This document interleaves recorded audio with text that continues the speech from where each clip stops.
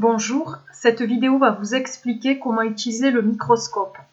Elle va vous permettre de revoir les bases du fonctionnement du microscope, mais aussi de connaître d'autres fonctionnalités que nous allons utiliser au lycée. Le microscope optique permet d'observer des objets dont la taille varie entre 1 mm environ et quelques micromètres. Du point de vue de son anatomie, il repose sur son socle, se tient par la potence. C'est la platine qui va recevoir l'objet observé et l'observation se fait par l'oculaire.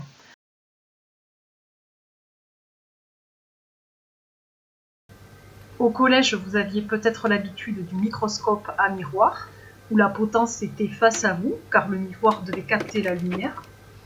Alors ici, au lycée, vous aurez un microscope à lumière intégrée. Il n'y a donc aucun intérêt à placer la potence face à soi. On va donc la placer à l'opposé de l'observateur, ce qui permet que la platine ne soit pas cachée par la potence.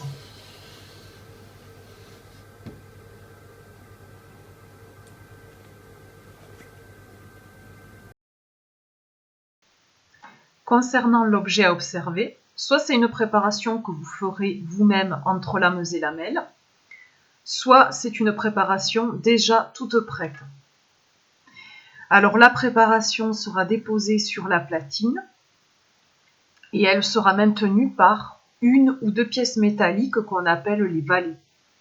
Sur la plupart des microscopes, le valet vient au-dessus de la lame, mais avec ce microscope, attention, le valet cale la lame, il ne doit en aucun cas passer dessus. Pour déplacer la lame, on va utiliser les molettes présentes sur le côté de la platine. Elles vont permettre un déplacement d'avant en arrière et de gauche à droite.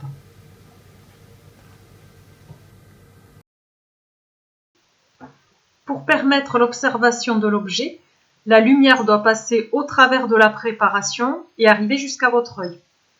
Cette lumière part de la lampe, passe par le diaphragme qui va régler la quantité de lumière reçue par une ouverture plus ou moins grande.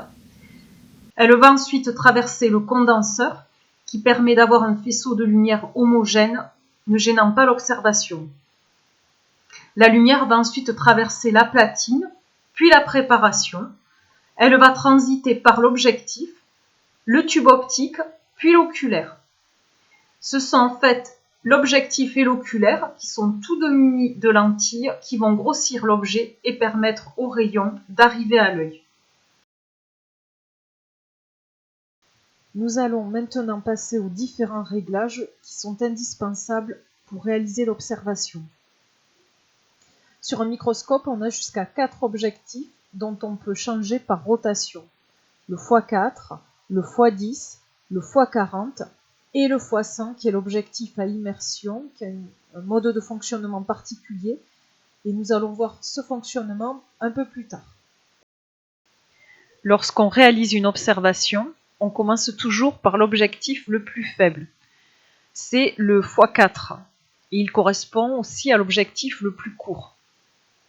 x4, c'est indiqué sur l'objectif lui-même, c'est le chiffre que vous voyez marqué en gros. Donc ce qu'il faut retenir aussi, c'est que plus le grossissement est important, plus ça correspond à un objectif de grande taille.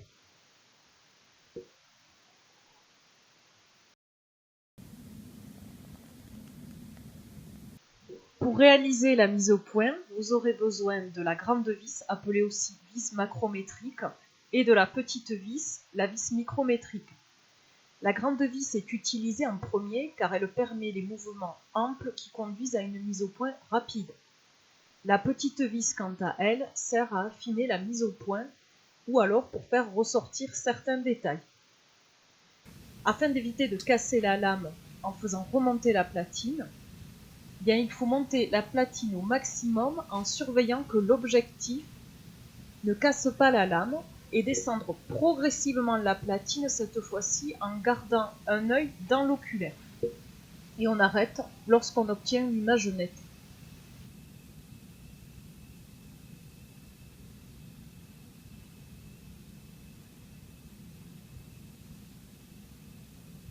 On pourra améliorer la netteté avec la petite vis. Une fois que l'image obtenue est nette, on peut passer à l'objectif suivant. Ici, c'est le x10. Et réaliser les mêmes réglages, etc. Passer au grand objectif.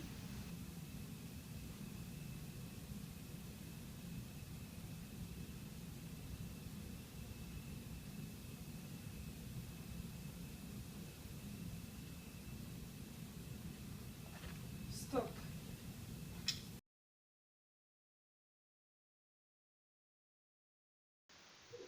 Comment calculer le grossissement de l'objet observé? Alors il faut se rappeler d'une chose, c'est que ce sont l'objectif et l'oculaire qui contiennent les lentilles et donc qui grossissent. Le grossissement total est donc obtenu en multipliant le grossissement de l'objectif utilisé, ici x4, et celui de l'oculaire, ici x10, ce qui nous fait un grossissement total de x40.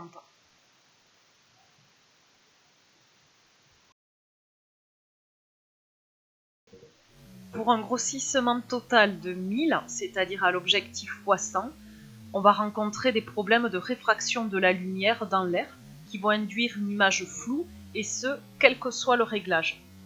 On peut cependant avoir une vision nette à l'objectif x100 grâce à une huile spéciale qu'on appelle l'huile à immersion.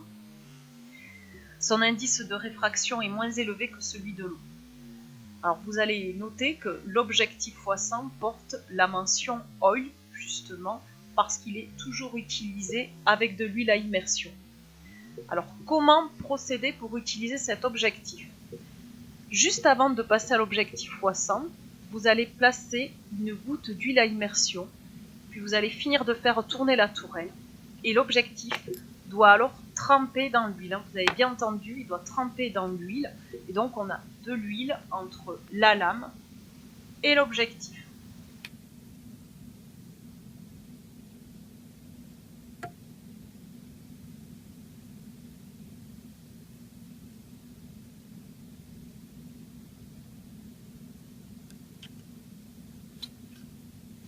À l'issue de l'observation, vous devrez essuyer la lame et l'objectif avec du papier optique. Donc vous allez commencer par l'objectif, vous allez essuyer et changer le papier optique jusqu'à ce que le papier optique ressorte sans aucune trace de grain.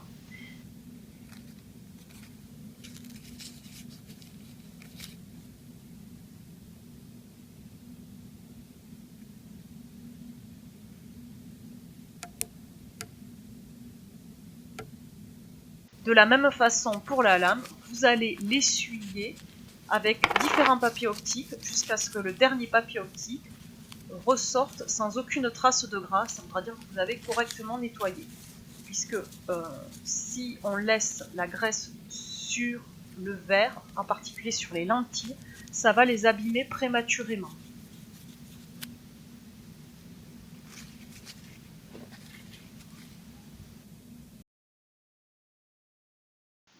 À la fin de l'observation, il va falloir ranger correctement le microscope. Voici la marche à suivre.